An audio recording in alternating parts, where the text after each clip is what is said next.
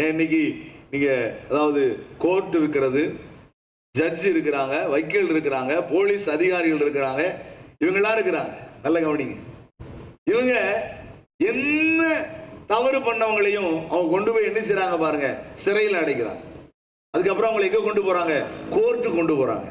அப்புறம் ஜட்ஜ்மெண்ட், ஜட்ஜுக்கு முன்னால கொண்டு நிறுத்துறாங்க. இவங்க செஞ்ச பாவத்தை, இவங்க செஞ்ச தப்ப அவங்ககிட்ட என்ன செய்றாங்க?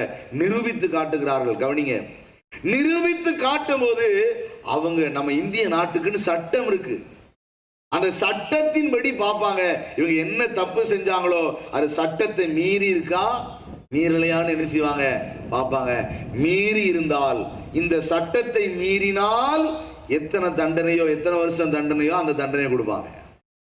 இவன் திருடிட்டான் அதனால இவனுக்கு இத்தனை வருஷம் ஜெயில், அப்படிலாம் கிடையாது. இவன் கொலை செஞ்சுட்டான் அதனால இவனுக்கு இத்தனை வருஷம் ஜெயில் கிடையாது. கொலை செஞ்சவங்க எல்லாத்தையும்